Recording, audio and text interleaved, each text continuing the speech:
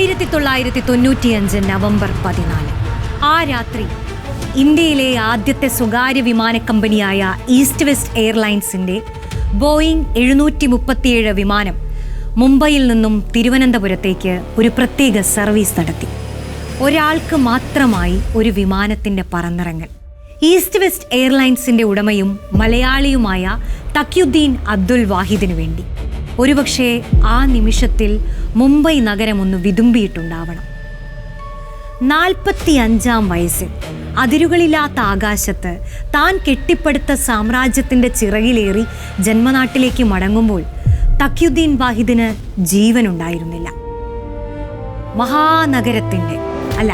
മഹാരാജ്യത്തിൻ്റെ തന്നെ ആകാശ സ്വപ്നങ്ങളെ വെടിയുണ്ടകൾ കൊണ്ടില്ലാതാക്കിയ ആ വിലാപരാത്രി ഇന്ത്യൻ വ്യോമയാന ചരിത്രത്തിൽ ചിറകരിഞ്ഞു വീഴ്ത്തപ്പെട്ട ഒരു ഇതിഹാസത്തിൻ്റെ നിശബ്ദ സാക്ഷ്യമാണ്. ലോകം കീഴടക്കാൻ ആഗ്രഹിച്ച ആ കണ്ണുകൾ അന്നടഞ്ഞപ്പോൾ ഇല്ലാതായത് ഒരു വ്യവസായി മാത്രമല്ല, ഒരു രാജ്യം കണ്ട ആകാശ സ്വപ്നങ്ങൾ കൂടിയാണ്. ആരാണ് തഖിയുദ്ദീൻ വാഹിദ്?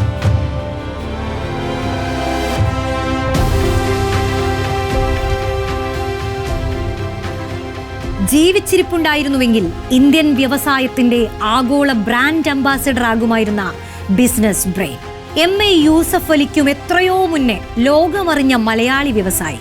എന്നിട്ടും ഒരു വാടക കൊലയാളി തെരുവിൽ കൊല്ലപ്പെട്ടാൽ ലഭിക്കുന്ന പ്രാധാന്യം പോലുമില്ലാതെ ആ കേസ് തേഞ്ഞുമാഞ്ഞുപോയി. തഖിയുദ്ദീന്റെ ചോരയ്ക്ക് പിന്നിൽ ആരെ എന്നത് എല്ലാവർക്കും അറിയുമായിരുന്നിട്ടും ആർക്കും അറിയാത്ത ഒരു ദുരൂഹ കഥ പോലെ, ഇന്ത്യയിലെ അധികാര രാഷ്ട്രീയത്തിൻ്റെ ദുരൂഹമായ കൊടുക്കൽ വാങ്ങലുകൾക്കിടയിൽ അജ്ഞാതമായ ഒരു കഥ പോലെ തഖിയുദ്ദീൻ വാഹിദ് എന്ന ഐതിഹാസിക ജീവിതം വിസ്മൃതിയിലാണ്ടുപോയി.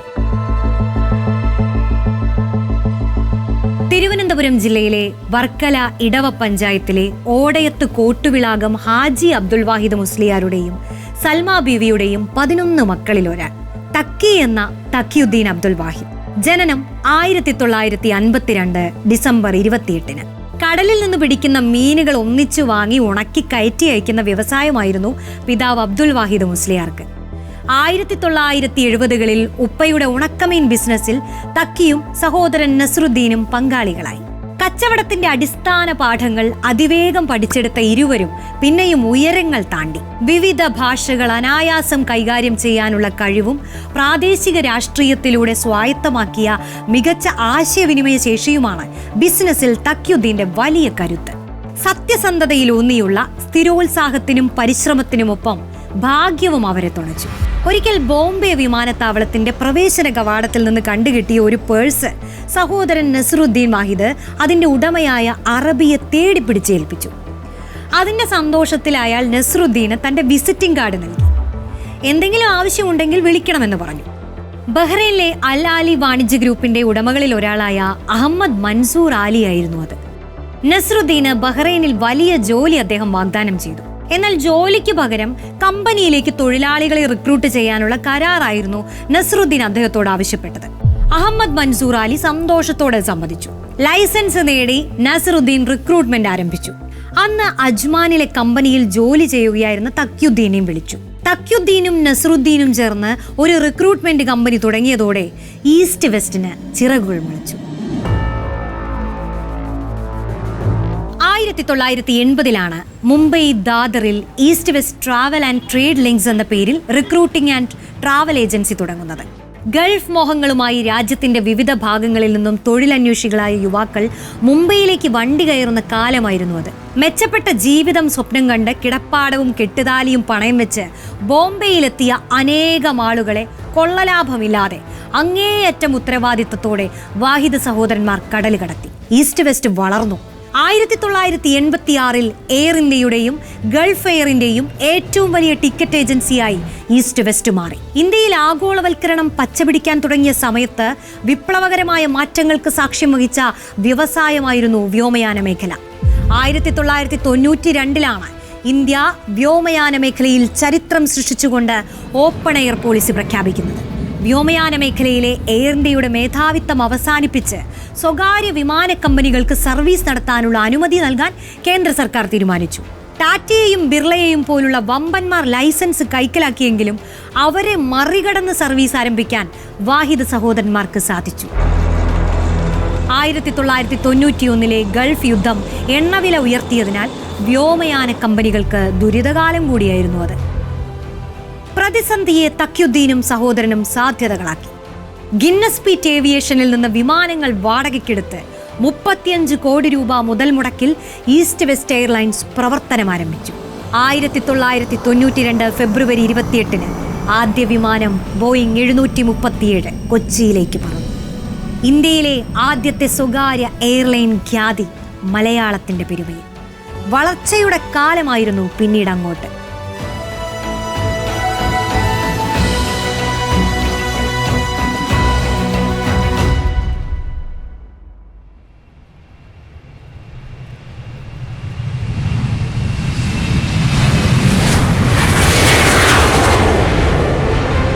അമ്പരപ്പിക്കുന്ന ഓഫറുകളുമായാണ് ഈസ്റ്റ് വെസ്റ്റ് എയർലൈൻസ് യാത്രക്കാരെ കയ്യിലെടുത്തത്. പൈലറ്റുമാർക്ക് 4 ഇരട്ടി കൂടുതൽ ശമ്പളം നൽകി, കൂടുതൽ റൂട്ടുകൾ കണ്ടെത്തി, കൂടുതൽ വിമാനങ്ങൾ വാടകയ്ക്കെടുത്ത് പറത്തി തഖ്യുദ്ദീൻ ആകാശത്ത് തന്റേതായ ലോകം കെട്ടിപ്പടുത്തു. ഇന്ത്യൻ എയർലൈൻസിനേക്കാൾ 20% കുറവായിരുന്നു ഈസ്റ്റ് വെസ്റ്റിന്റെ ടിക്കറ്റ് നിരക്ക്. എന്നിട്ടും 1992 ഇന്ത്യൻ എയർലൈൻസിന്റെ നഷ്ടം 150 കോടിയിലധികമായപ്പോൾ അതേ വർഷം ഈസ്റ്റ് വെസ്റ്റ് 8 കോടി ലാഭം നേടി.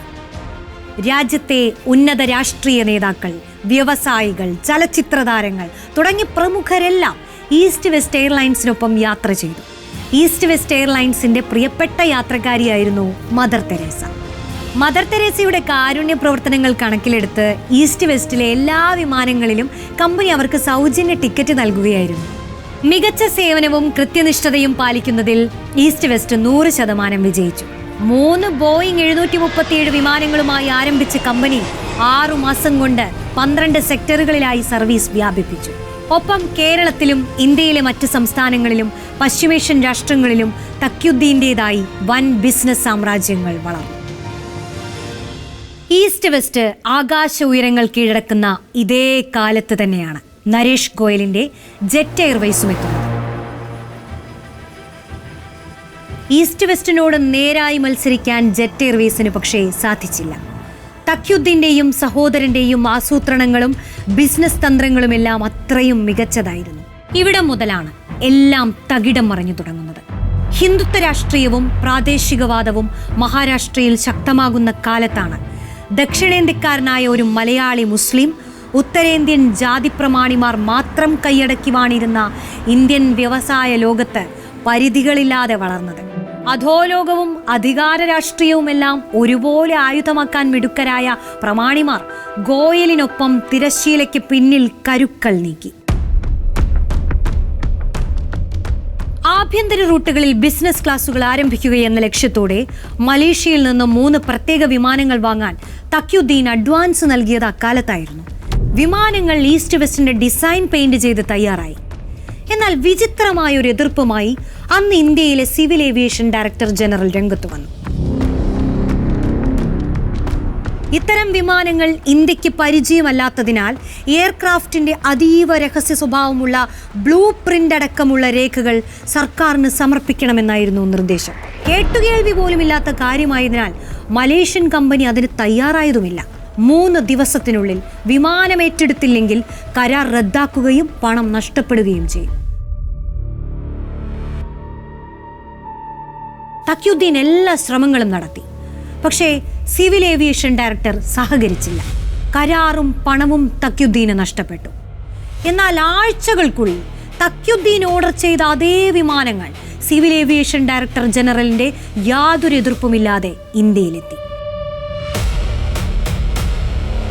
പക്ഷേ നരേഷ് ഗോയലിന്റെ ജെറ്റ് എയർവേസിന്റെ പെയിന്റിലും ഡിസൈനിലുമായിരുന്നു അവ വന്നത്.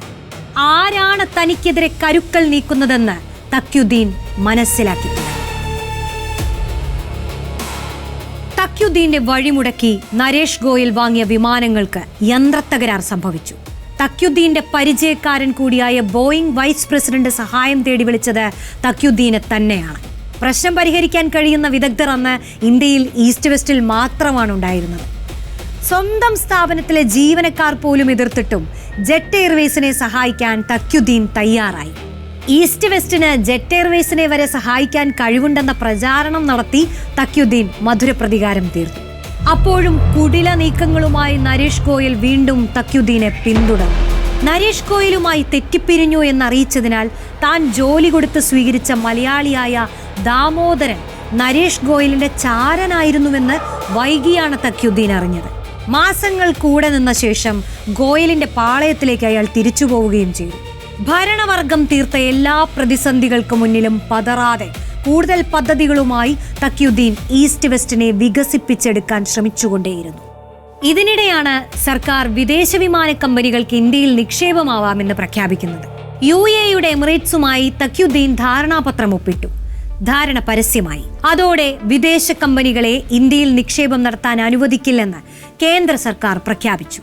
UAE എമിറേറ്റ്സുമായുള്ള കരാർ തക്യുദ്ദീന് റദ്ദാക്കേണ്ടി വന്നു. അപ്പോഴും ജെറ്റ് എയർവേസിന് കുവൈറ്റ് എയർവേസിൽ നിന്നും ഗൾഫ് എയർവേസിൽ നിന്നും നിക്ഷേപം സ്വീകരിക്കാൻ യാതൊരു തടസ്സവും ഉണ്ടായില്ല.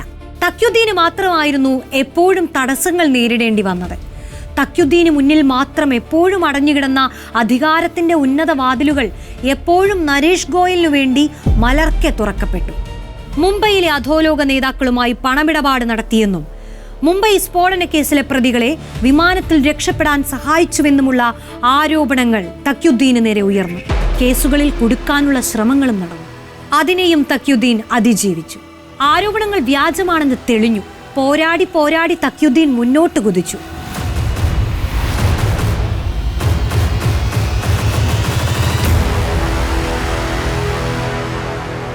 1994 ഈസ്റ്റ് വെസ്റ്റ് ഇന്ത്യയിൽ ആദ്യമായി ഷെഡ്യൂൾഡ് റൂട്ടുകൾ ലഭിക്കുന്ന എയർലൈനായി മാറി. തക്യുദ്ദീന്റെ പോരാട്ടവീര്യത്തിന് മുന്നിൽ എതിരാളികൾ പതറിയതോടെ പിന്നെ വധഭീഷണികളായി. എയർലൈൻ സർവീസ് അവസാനിപ്പിച്ചില്ലെങ്കിൽ കൊന്നുകളയുമെന്നായിരുന്നു സന്ദേശങ്ങൾ. ആ ഭീഷണികളും മറ്റൊരു ബിസിനസ് തന്ത്രമായി മാത്രമേ തക്യുദ്ദീനും കുടുംബവും കരുതിയിരുന്നുള്ളൂ. 1995 നവംബറിലെ ആ രാത്രി വരെ.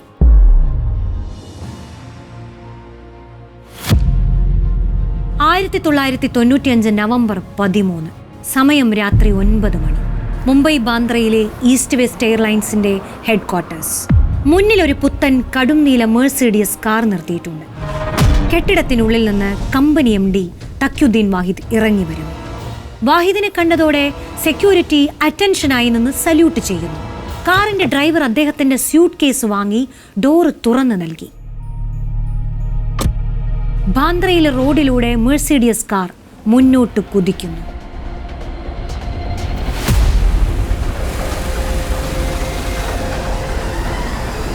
പെട്ടെന്ന് തൊട്ടടുത്ത ഒരു ഇടറോഡിൽ നിന്ന് ഒരു ചുവന്ന മാരുതി വാൻ മെഴ്സിഡിയസിന്റെ മുന്നിലേക്ക് കയറി വഴിമുടക്കി നിന്നു.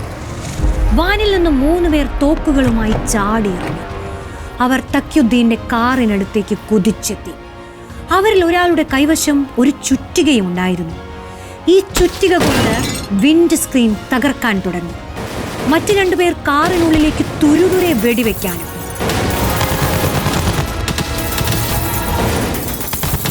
ചറവറ വെടിയുതിർത്തതിനു ശേഷം അക്രമികൾ വാനിനുള്ളിലേക്ക് കയറി. വാൻ കുതിച്ചു പാഞ്ഞ അപ്രത്യക്ഷമായി.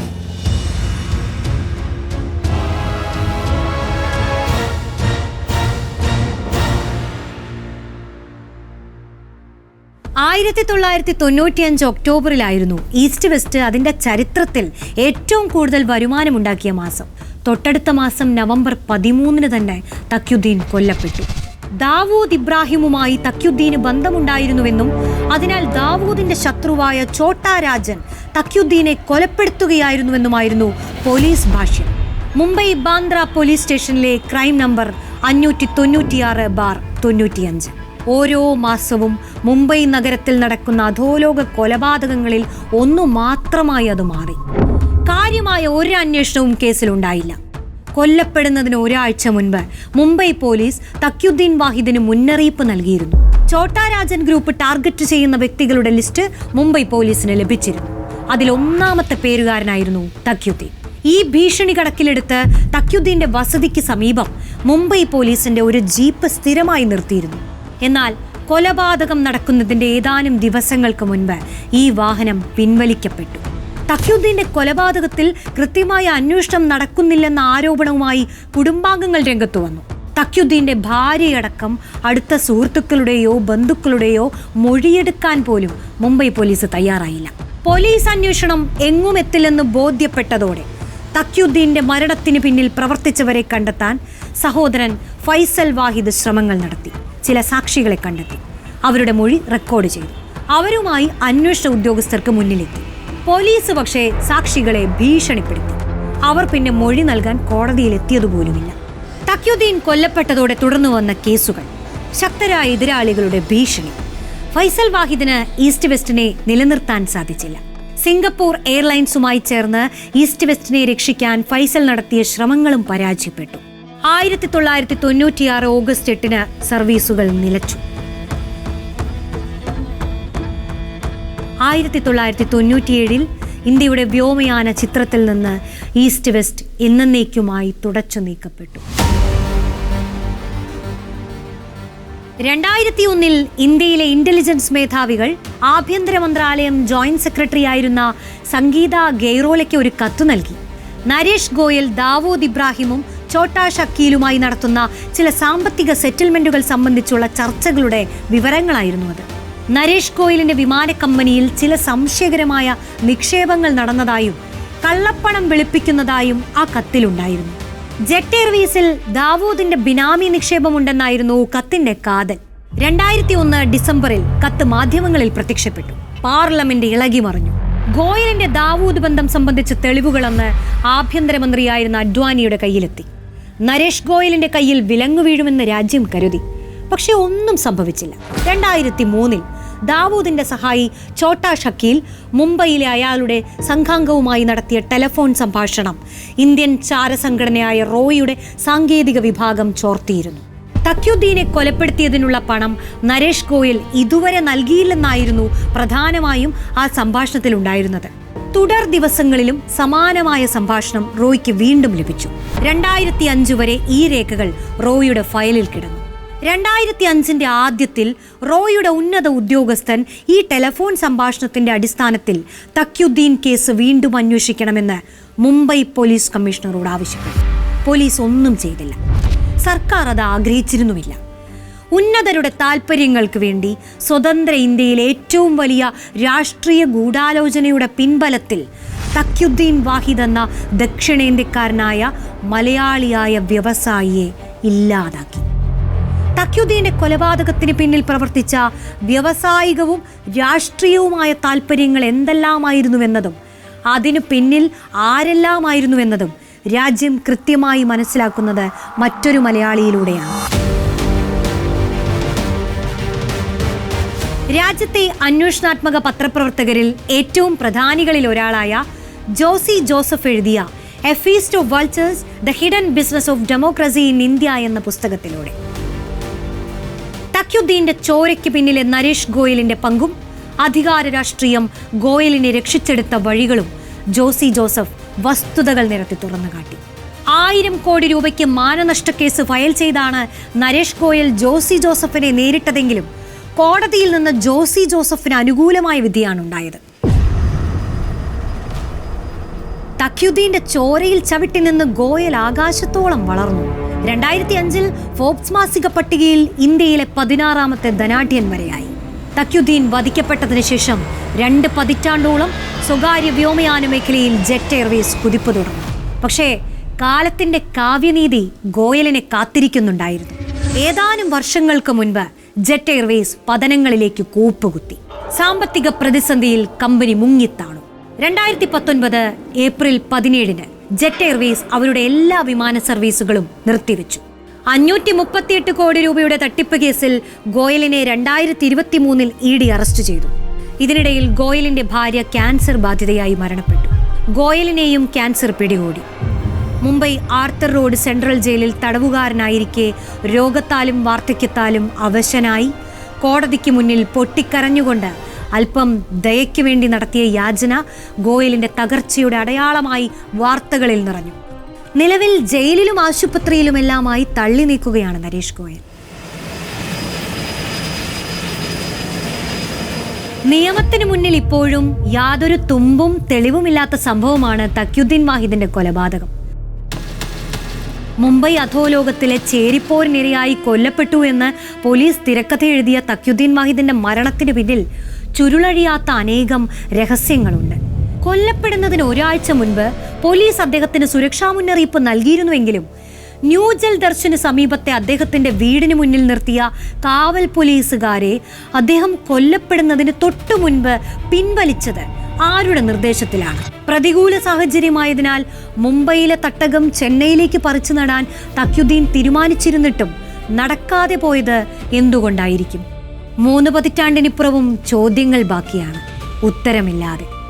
മുംബൈയിലെ ബാന്ദ്ര വെസ്റ്റിൽ പുതിയ വീട് പണിയാൻ തഖിയുദ്ദീൻ വാങ്ങിയ സ്ഥലത്ത് ഇപ്പോൾ വീട് വെച്ച് താമസിക്കുന്നത് ക്രിക്കറ്റ് ഇതിഹാസം സച്ചിൻ തെണ്ടുൽക്കർ ആണെന്നുള്ളത് മാത്രം ഒരു കൗതുക അടയാളമാണ്. കാലം ഒരു ചക്രം പോലെ കറങ്ങിത്തിരിയുന്നു.